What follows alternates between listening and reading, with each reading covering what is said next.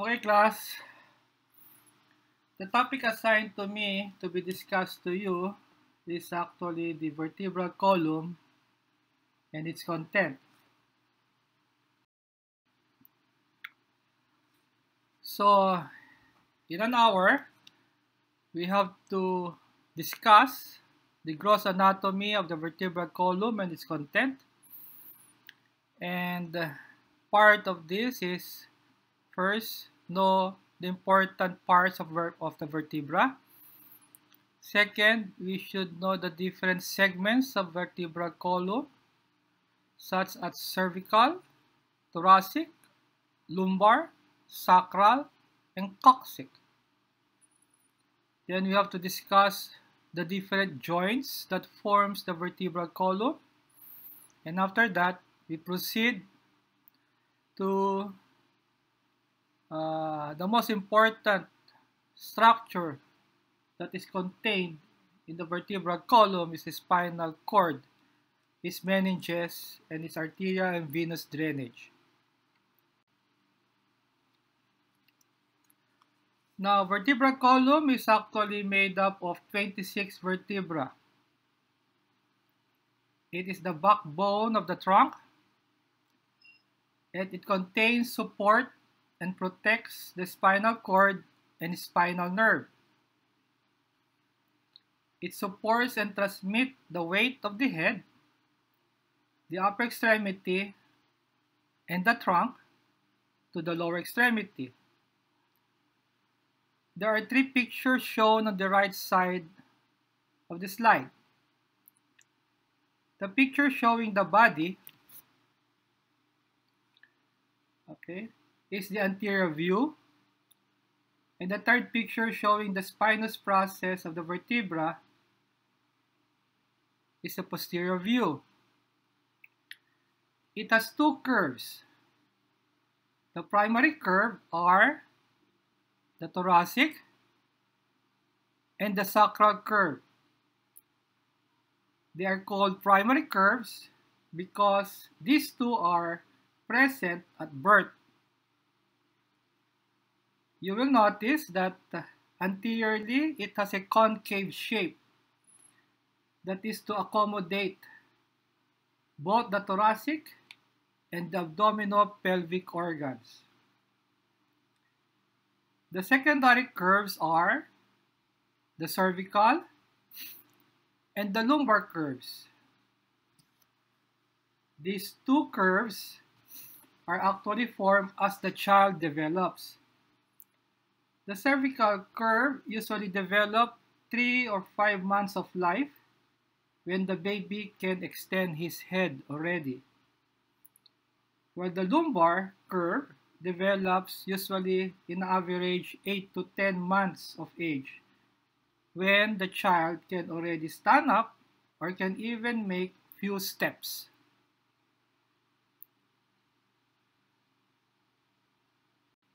Let us first talk about the different parts of a vertebra. First, the body. This is the most anterior part of the vertebra, and it is through this particular part of the vertebra where the weight of the body passes through.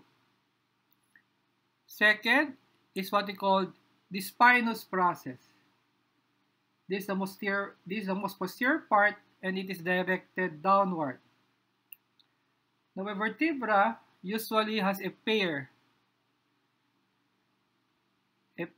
of transverse processes.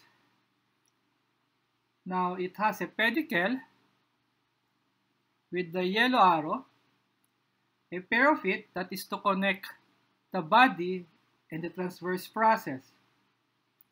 We also have a lamina represented by the blue arrow. It has a pair of it connecting the transverse process and the spinous process of the vertebra. Hence, with one body, two pedicles, two transverse processes, two laminas, and one spinous process, we now create a vertebral canal.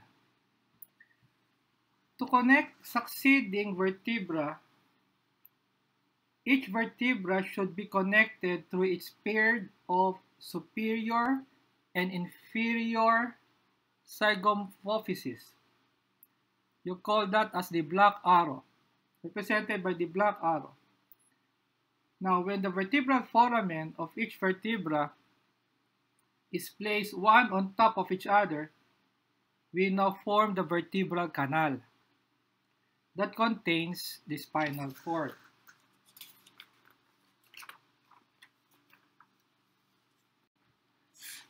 Let us now study the cervical vertebra.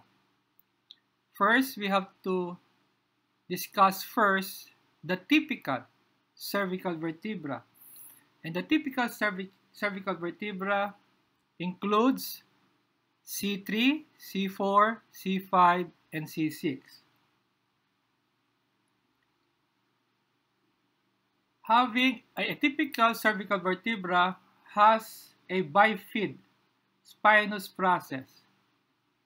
It has a triangular vertebral foramen, and it also has a foramen in its transverse process as shown by the yellow arrow. It is here where the vertebral artery and vein passes through in order to reach, the foramen magnum, so that the vertebral vessels can enter the cranial cavity. So in the neck, these vertebral vessels are located in the transverse foramen of the cervical vertebra. Now, the transverse process also has an anterior and posterior tubercle, forming a groove. And it is in that groove where this cervical spinal nerve passes through. Let us now discuss the atypical cervical vertebra. And the atypical cervical vertebra, we have the atlas, or called C1, the axis, we also call that as C2, and C7. We first start with atlas, or C1. Look at the picture. It has no body, and it only has an anterior tubercle pointed by the blue arrow. At its posterior surface, it has an articulating facet for the dens of the axis, represented by the black arrow. It has no pedicle and is being replaced by an anterior arc.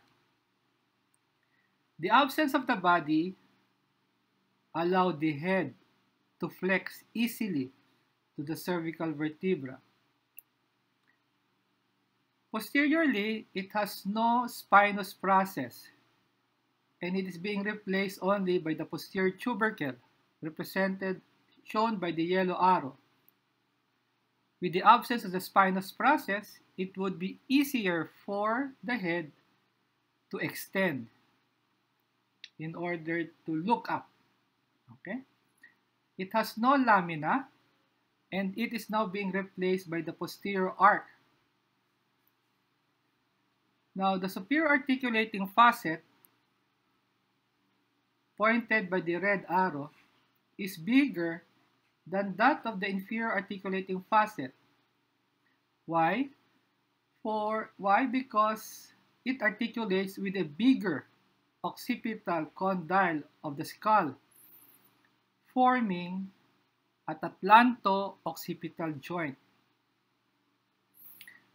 At its lamina, near the transverse process, pointed by the green arrow, it has a groove where the vertebral artery passed through in order to enter, this time, to the foramen magnum.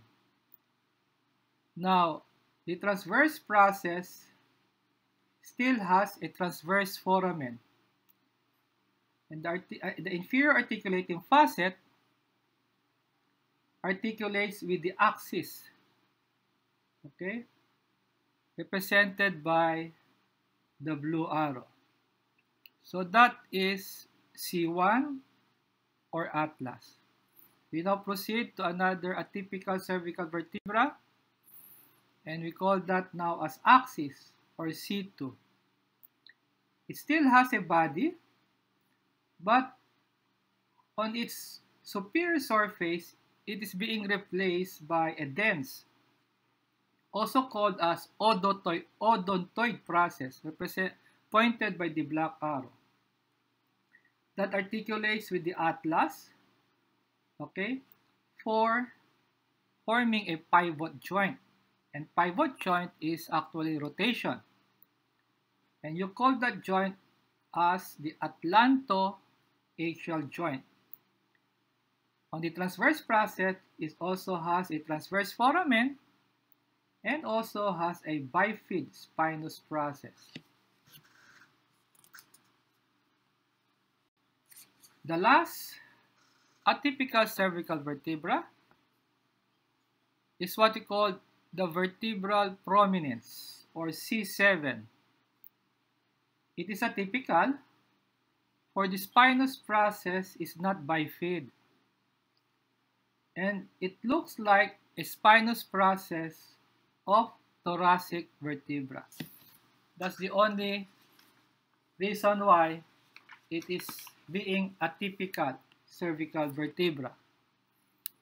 We now proceed to another segment of vertebral column, and that is the thoracic region. Here we have thoracic vertebra, and we have 12 thoracic vertebra. Again, in thoracic vertebra, we have typical and atypical. For the typical thoracic vertebra, this includes T2 up to T8. So T1, T9 up to T12 are atypical. So again, we have to know first a typical thoracic vertebra. A typical thoracic vertebra has actually two pairs. Okay, two pairs of semilunar costal facet or demifacet. Okay, pointed by the black arrow.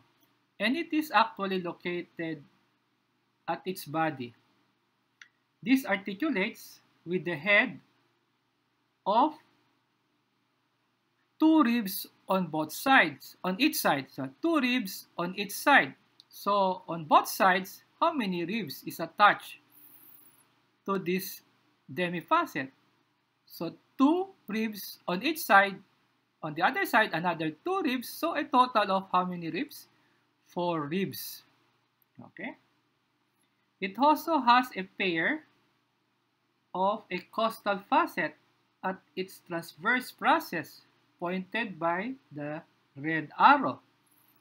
This articulates with the tubercle of the ribs. Tubercle of the ribs. So I'll show you the next picture showing actually the costovertebral joint. In this picture, look at the rib. The head of the rib articulates with the demifacet of two succeeding vertebrae. Hence, a typical thoracic vertebra articulates with 4 ribs, 2 on both sides. It also articulates with 2 vertebrae. Why 2 vertebrae? 1 above and 1 below. So a total of how many bones that articulates with a typical thoracic vertebra? 4 plus 2, so a total of 6 bones that articulates with 1. Okay, typical thoracic vertebra. Do not forget that because I might ask that in your exam. The next, so in this picture, you can see that the head articulates with the body. The second picture, I'll show you that the costotransverse joint, showing the articulation of the transverse process of the thoracic vertebra, which articulates with the tubercle of a rib. Okay, so that is a typical cervical vertebra, okay, from T2 to T8. Okay, now we now study, okay, the atypical thoracic vertebra. And what are the atypical thoracic vertebrae? T1, then T9 to T12. Again, T1, T9 to T12. Now, but why is it atypical? Because T1, okay, together with T9 to T12 has only one pair of demifacet at its body. Unlike the typical, they have two pairs. Hence, for the atypical, it only articulates with two ribs, not four. Okay? What else? T10 and T12 has no costal facet at their transverse process. Hence, only the head of the ribs are attached to the thoracic vertebra. And again, T12 and T11 and T12 has a very large body. Hence, it looks like a lumbar vertebra.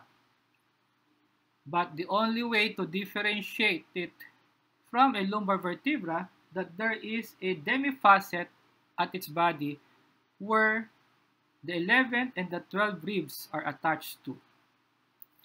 So those are the atypical thoracic vertebra. We now proceed and study the lumbar vertebra. Now, the lumbar vertebra has a very big body with a kidney-shaped appearance. Now, the pedicles, pointed by the green arrow, is actually strong and is directed downward. Now, the lamina are thick and it has a triangular shaped vertebral foramen. Now, the spinous process of this vertebra are short, flat, and has a quadrangular in shape and project backwards. Now, the articulating facet of the superior articulating process face medially, and those of the inferior articulating process face laterally. Again, something that is peculiar for this vertebra, it has a mammillary process at its lamina, and it also has an accessory process at the origin of the transverse process. Actually, these processes are important because they serve as attachment of muscles of the back and ligaments of the back.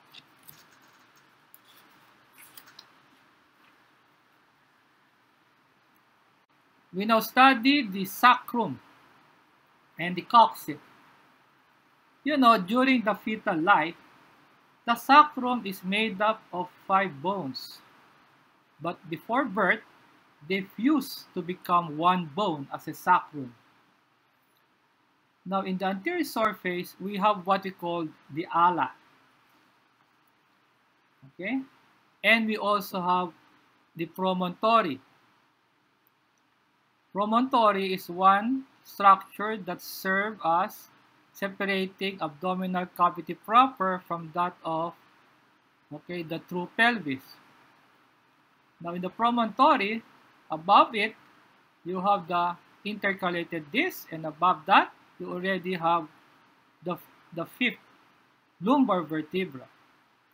Okay? We call that the lumbosacral joint. Now, We also have what we call anteriorly, we have transverse ridges. Those are the areas where the vertebra form as one bones prior to birth. Okay. On the anterior surface, we also have the anterior sacral foramen. It is here where the anterior rami, okay, of the spinal nerve passes through. Now on the also inferiorly, you can see the coccyx. The coccyx usually have a four fused vertebra. Okay, and the first coccygeal vertebra is usually not fused or is incompletely fused with the second vertebra. Now on the posterior surface, okay, we have what we call the posterior sacral foramen or foramina. Okay, again, branches, okay, spinal nerve also passes through it. And also, there are actually sacral crest. We have a lateral sacral crest, an intermediate sacral crest, and a median sacral crest. So the median sacral crest seems to be the spinous process of the superior vertebra. Now these sacral crests serve as origins of muscles of the back. So it is quite important.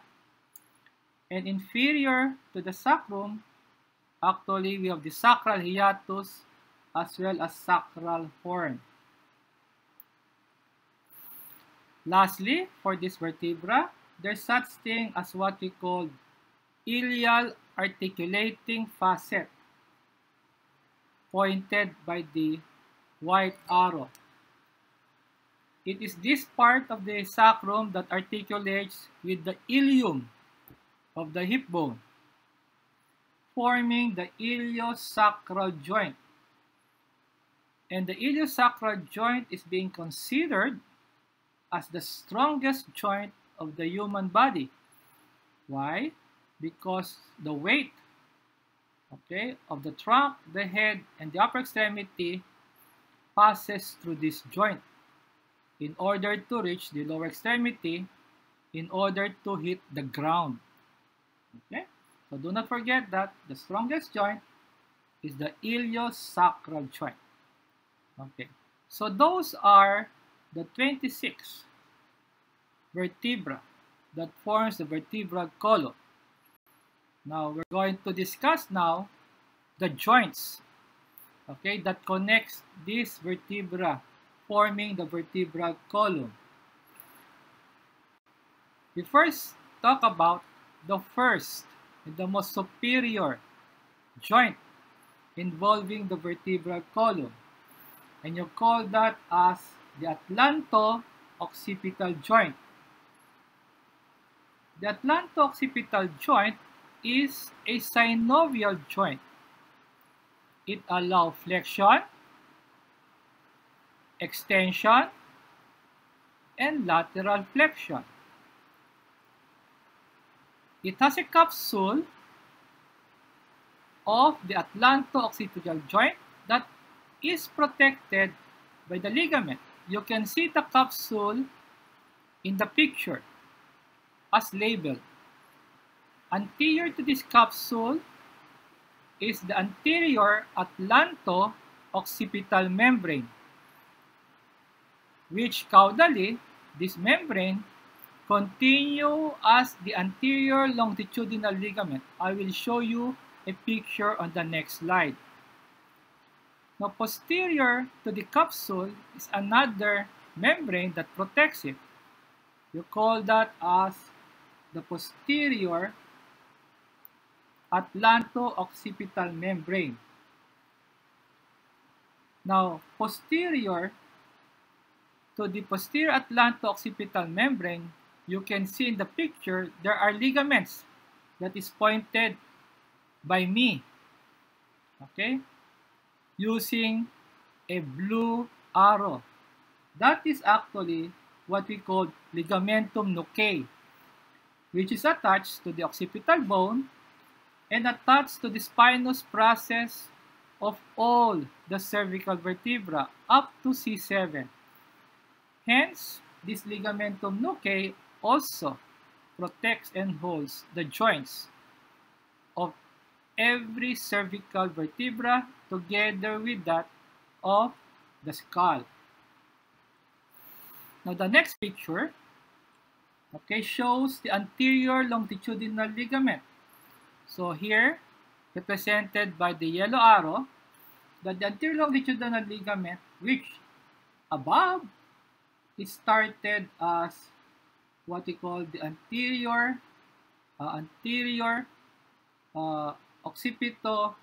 atlanto-occipital membrane. But below, it now becomes anterior longitudinal ligament, protecting the joint between the two bodies, as well as the intercalated disc in between.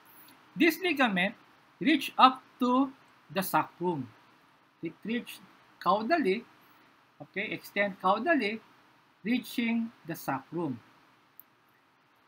Okay, so that is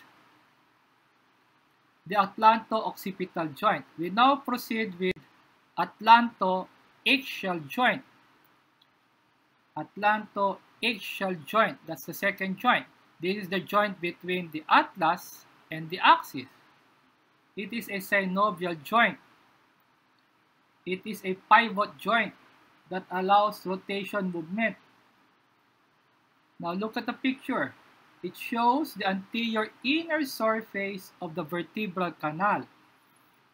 For us to see that, okay, both lamina and the spinous process, I mean, what's both lamina? The right and the left lamina and the spinous process was removed.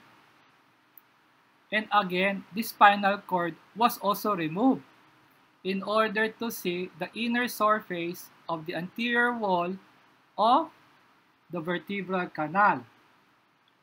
Superiorly, okay, covering, okay, the foramen magnum, the atlas, and the axis, we can see one important supporting ligament of the atlanto-axial joint, and you call that as tectorial membrane, as labeled in the picture. This membrane continue caudally, but this time it can even reach up to the sacrum. But this time, we now call that as the posterior longitudinal ligament, meaning it is behind the body and the intercalated disc.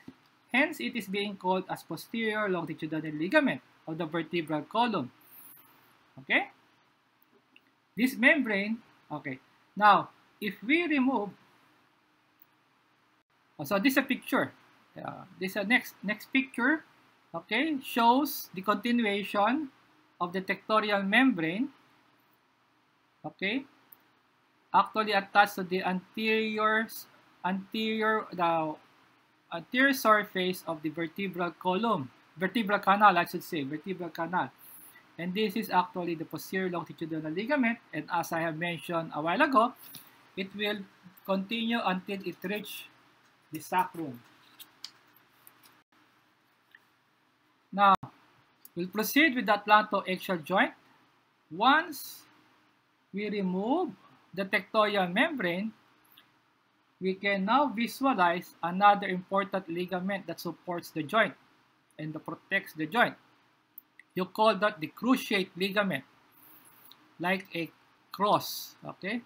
It has a strong transverse ligament, okay, that binds the odontoid process of the dens to the anterior arc of the atlas. It also has a vertical ligament attached to the body of the axis to the anterior margin of the foramen magnum. So that is the second. So the first, tectorial membrane. Second, cruciate ligament. Now, if we remove the cruciate ligament, okay, we can view two other ligaments that somehow supports and protects this joint. We have the apical ligament, which is the smallest of all. It connects the odontoid to the anterior margin of the foramen magnum. And on lateral po, we have alar ligament that connects the odontoid to the occipital condyle. Okay, now we will now talk about the joints below the axis. Okay, now below the axis, each body of succeeding vertebra articulate with each other with a fibrocartilaginous structure in between, which we called the intervertebral disc. This fibrocartilaginous structure strongly unites the bodies of the two vertebrae. If we isolate and remove one of it, we'll appreciate the central nucleus purposus, pointed by the red arrow, and the peripheral annulus fibrosus, pointed by the yellow arrow. This intervertebral disc is absent between atlas and axis due to the presence of the dens of axis that articulates with the atlas, forming the pivot joint. It is also absent between the sacrum and the coccyx. The lowest portion of the spine with it is between L5 and the promontory of the sacrum. Now class, in this picture, we can see the intervertebral disc in between the two bodies of succeeding vertebra represented by the red marker. This intervertebral joint is protected anteriorly by the anterior longitudinal ligament pointed by the blue arrow. As mentioned earlier, that this structure is a caudal continuation of the anterior atlanto-occipital membrane, present there in the neck. Now the body of the two vertebra, and with an intervertebral disc in between, is also protected posteriorly by the posterior longitudinal ligament, as pointed by the red arrow, which is a caudal continuation of the tectorial membrane discussed earlier. But for us to see this structure, we have to open the vertebral canal, for it serves as its anterior wall. Now in this picture, it shows the intervertebral disc that forms the intervertebral joint. It has a central nucleus pulposus as well as peripheral annulus fibrosus pointed by the yellow arrow. This somehow allows slight movement of the vertebra, and with the central nucleus pulposus somehow act as a shock absorber of the vertebra. Now in this picture, we can see the intervertebral disc between the two bodies of the vertebra. Immediately behind the disc is the intervertebral foramen, pointed by the yellow arrow. It is in this foramen where the spinal nerve enters and exits the vertebral canal. I said enters and exits because all spinal nerves are mixed nerve that either carries action potential to or from the spinal cord. Behind the intervertebral foramen is a joint between the inferior zygapophyseal facet of the upper vertebra and the superior zygapophyseal facet of the lower vertebra, forming the zygapophyseal joint protected by its capsule. It is for this reason that posterior slip disc causes severe pain, for the disc press on the spinal nerve are actually between the transverse process. Another joint is between the spinous process and also the joint between the lamina of succeeding vertebra. Okay? And these actually ligaments are actually fibrous syndesmosis joint. Okay? So you have what we call we call that a supraspinous ligament, pointed by the violet arrow. You have the interspinous ligament by the red arrow connecting the two spinous process together. I'm sorry, but in this picture, you don't have transverse process, so you cannot see the intertransverse ligament. But you can see actually the lamina, and to close, okay, the lamina, you have the ligamentum flavum. Ligamentum flavum. So to have a better picture of ligamentum flavum, this is a good picture of it, okay? Because that's the lamina, and it is now being covered by the ligamentum flavum. Another important picture taken from Aklan is what we call the interspinous ligament. So you can see, I labeled, okay, two spinous process together. So in between the spinous process, there is a ligament that connects them together. So what do you call that ligament? Of course, you will be calling it interspinous ligament. So you can see three interspinous ligament. And that is also another fibrous type of joint, okay? That also support and protects, okay, the vertebral column. Okay? Now, if you have interspinous ligament, we also have supraspinous ligament. Okay? So, interspinous and supraspinous, meaning on top of the spinous process, we also have a ligament there. Okay? The only thing that I haven't shown so far is the intertransverse ligament because I haven't seen, okay, a picture for it. Okay. So, what are the movements of the vertebral column? Because it's a fibrous joint, it's not really a synovial joint. So the movement is not really that much. But somehow, we can make flexion and extension of our trunk and lateral flexion, some rotation, and if you dance, you can also do circumduction. So that is now the vertebral column. Okay, that is the vertebral column. Now we now proceed with the contents of the spine. The contents of the spine.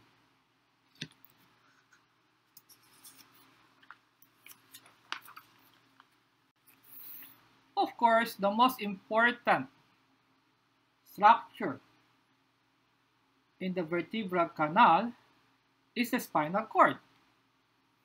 You know the spinal cord is actually part of the nervous system, and one characteristic of a neuron is that it cannot undergo mitosis. That's the reason why if they ask you, what is the oldest cell in your body? You tell them, the oldest cell in my body are my neurons. Because these neurons are already present upon birth until you die. Okay? It cannot undergo mitosis anymore. Okay? Hence, God, if you are a Muslim, Allah, place the brain and the spinal cord to be well protected by bones. For the brain, the skull. For the spinal cord, the vertebral column. Okay? Hence, the most important structure here is the spinal cord. Now, the spinal cord actually starts, okay, connected to the medulla oblongata, passing through what we call the foramen magnum. And for adult, it reaches up to L1 and L2. For children, it reaches up to L2 and L3. But for us adults, L1 and L2. So beyond L2, you don't have spinal cord anymore there. That's the reason why if they put spinal anesthesia, anesthesiologists, they usually put it between L3 and L4. The highest is L2 and L3. That is to protect, not to injure the spinal cord. Now, the spinal cord ends, represented by the yellow arrow, at what we call the conus medullaris, and that is actually located at L2, L1 and L2. Okay, so beyond L2, it only contains what we call the cauda equina. Cauda equina are actually bundles of spinal nerve, starting from the lumbar, sacral, and coccyx. Now, at the middle of the cauda equina, there's such thing an extension of the pia mater, pointed by the white arrow. And that extension of the pia mater at the middle of the cauda equina is what we call the filum terminale. And that filum terminale is attached to the coccyx of the vertebral column. So it seems that the conus medullaris is anchored by the filum terminale to the coccyx, a form of protection. It's a form of protection so that the spinal cord will not bang against the vertebra. Now, look at the spinal cord. There are actually two enlargements. You have cervical and lumbar, pointed by the black arrows. These segments were enlarged for the motor control of the upper and the lower extremities arise from these segments. Okay? Then, of course, like that of the brain, the spinal cord in the vertebral column is also covered by meninges.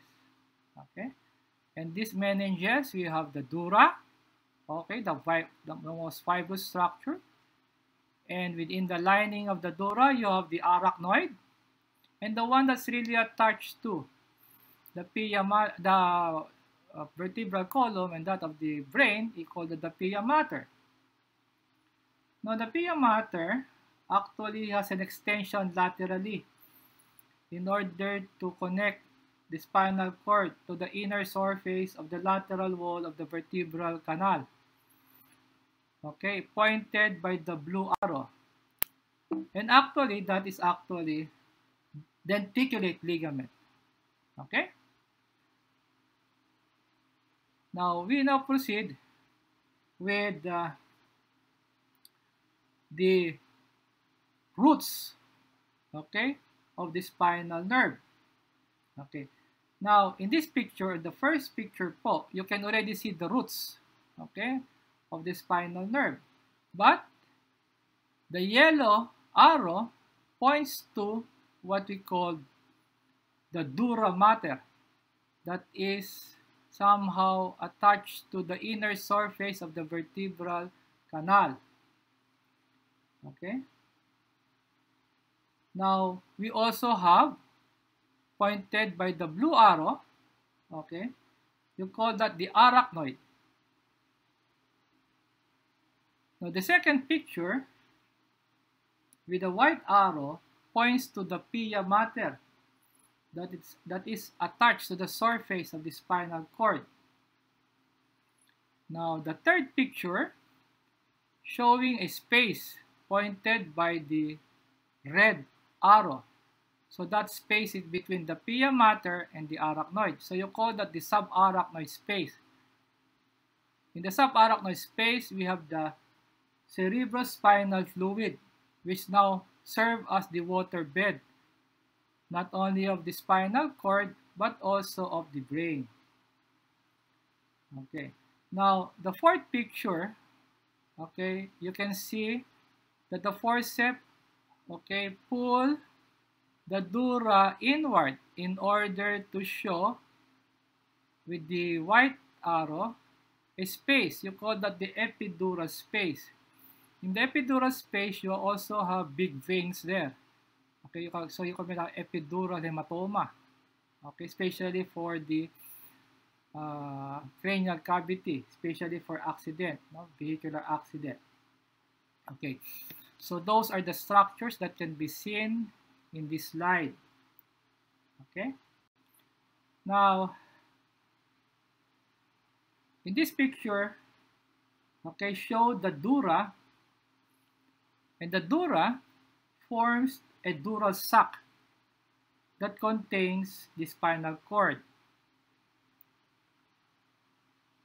Now, the meninges of the spinal cord is actually a continuation of the brain meninges and passes through what we call the foramen magnum, the largest foramen of the skull.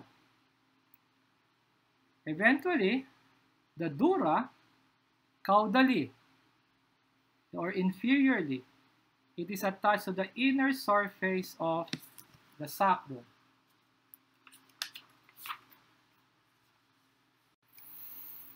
Now, for the root of the spinal nerve, look at the picture. Okay, that the spinal nerve is actually formed by the union of the dorsal and ventral root, or maybe posterior or anterior root. Okay, now the root touches the spinal cord through their filaments. In other books, they call that they touches the spinal cord through what we call the rootlets. So you can also call filaments or rootlets. The dorsal root or the posterior root through its dorsal filaments touches the dorsal horn or the posterior horn of the gray matter of the spinal cord. Dorsal root usually carry purely sensory nerves. So purely sensory nerves, different from that of the spinal nerve, which is a mixed nerve. But for the roots, posteriorly, it is only made up of sensory nerves. Okay, now the dorsal root also has what we call dorsal root ganglion before forming the spinal nerve. Now, what are the structures contained in the dorsal root ganglion? Okay, cell body of neurons are actually located there. Okay, while in the roots, it is in the spinal nerve, it is actually made up of axons, okay, of the spinal nerve. Now, how about the ventral root or the anterior root? Okay, through its ventral filaments, it touches the ventral or the anterior horn of the gray matter of the spinal cord. This time, the anterior root or ventral root is made up of purely motor nerves. Okay, purely motor nerves. Now, the next picture, we can still see the roots of the spinal nerve. You will notice that the spinal nerve is actually formed. Okay, the spinal nerve is formed by the union of the roots, and it is located in the intervertebral foramen. And upon exiting the foramen, it immediately divides, forming, okay, a ventral or anterior, a bigger ventral anterior rami pointed by the red arrow, and a smaller, thinner, posterior or dorsal rami pointed by the blue arrow. Now, both are mixed nerves. So the spinal nerve, the anterior rami, the posterior rami are all mixed nerve. Okay, contain sensory and motor.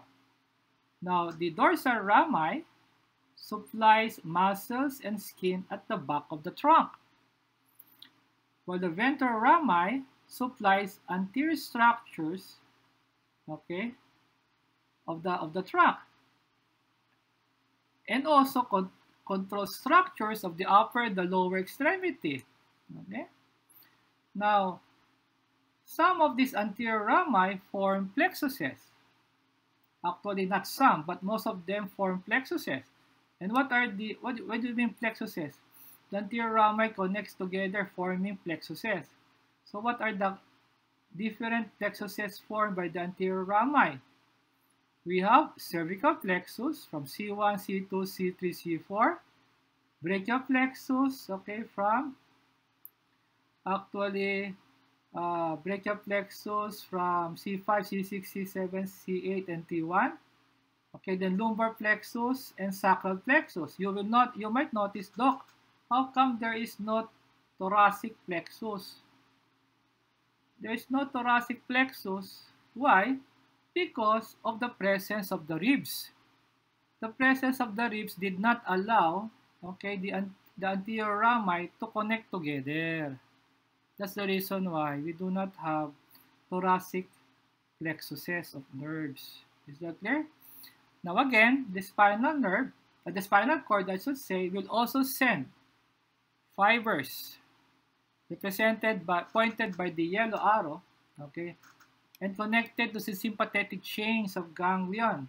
And you call that as the Gray-Ramos communicants. And that will be further discussed in micro-HSB. Okay. Now, we now talk about the blood supply of the spinal cord. The blood supply of the spinal cord. Now, the spinal cord receives blood from an unpaired anterior spinal artery pointed by the blue arrow. You can see there's only one vertical anterior spinal artery there, and even reach up to the cauda equina, starting from, okay, the cervical up to the cauda equina. And posteriorly, pointed by the red arrow, look at the picture. It is a pair of posterior spinal artery. So anterior, you only have one anterior spinal artery. But posterior, you have two. Okay, or a pair of spinal artery. Now, initially, these arteries are branches of the vertebral artery. Okay, near the as S1 and S2, or maybe even near to the medulla oblongata. Okay? And as these two arteries goes caudally, pagbaba nila, it actually receive branches from several arteries in each region. Because if the blood only came from the vertebral artery, so the cauda equina, which is quite far from the neck, will undergo ischemia. That's the reason why in every region, in every intervertebral foramen, there are spinal arteries, okay, from the vessel in each region, contributing blood, okay, to the anterior and the posterior spinal arteries. Okay, so what does Dr. Banez means there? For the cervical segment, okay, there are actually three arteries outside the vertebral canal that has spinal branches. And what are these? The vertebral artery has a spinal branch. What else? The ascending, you write it there, the ascending cervical arteries, which is actually a branch of the thyrocervical tract. And you also have the deep cervical artery. Okay? Now, these three arteries have spinal arteries that enters to the intervertebral foramen. Eventually, I'll show another picture that the spinal artery enters there to be connected to the anterior and posterior spinal arteries to have additional blood supply for the spinal cord. That is for the cervical region. How about for the thoracic segment? Once we reach the thorax, there's such thing as posterior intercostal artery. And the posterior intercostal artery is actually a branch of the thoracic aorta. This posterior intercostal artery also has spinal branches, spinal artery branches that enters the intervertebral foramen. And how many of that? You have 11. Doc, we have 12. Yes, but we don't have 13. So the 12, we cannot call that as 12 intercostal artery. You call that subcostal artery. Is that clear? How about for the lumbar segment? For the lumbar segment, okay, it also received blood from the lower part of the posterior intercostal artery and lumbar arteries. Maybe you might have some difficulty of what are these lumbar arteries. But once we reach the abdomen and the thorax, you will understand what I am saying. But those maybe medical technologists there maybe already knows that what is this lumbar arteries. And these lumbar arteries in the posterior abdomen, posterior what you call it, the retroperitoneal area, okay, they have spinal branches, spinal artery branches, okay, entering the intervertebral foramen to supply the cauda equina. Kasi lumbar ka na kaya cauda equina. How about for the sacral? In addition to the lumbar arteries, also you call that as the lateral sacral artery. And the lateral sacral artery actually is a branch of the internal iliac artery, anterior division. No. It is the posterior division of the internal iliac artery. Okay, a branch of that is what we call the lateral sacral artery. And the lateral sacral artery along the anterior surface of the sacrum has spinal branches also, supplying this time the cauda equina. Okay, so that's the reason why the spinal cord will seldom undergo ischemia. Now, this is another picture po, the blood supply of the spinal cord. Okay, you will notice, okay, that the spinal nerve, the spinal artery, I should say, actually is actually a branch of the vessel, and then enters the spinal artery. You can see that it is labeled there. The spinal arteries enters the intervertebral foramen. Then it divides into anterior and posterior radicular arteries. These radicular arteries follows the anterior and posterior root of the spinal nerve. And eventually, it reach, okay, the anterior and the posterior spinal arteries. So they are what we call anastomosis, to have a good blood supply for the spinal cord. Now, next will be my last slide. My last slide po, this is the venous drainage of the spinal cord. Okay, the venous blood of the spinal cord drains to both unpaired anterior, okay, paired anterior and posterior spinal veins. Okay, then the blood drains to, of course, a venous blood should come from the spinal cord. So the blood from the spinal cord goes to the anterior and posterior spinal vein. From that vein, it will now go to the anterior and posterior spinal radicular veins. Okay, then from that radicular veins, it will now drain to the spinal vein, then exit. Okay, now you will notice there are also veins, okay, that is outside the dura.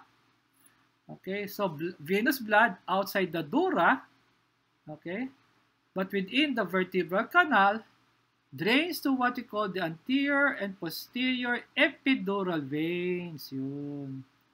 And these epidural veins eventually drains also to the spinal vein to be carried by the other veins back to the heart to be oxygenated to the lungs.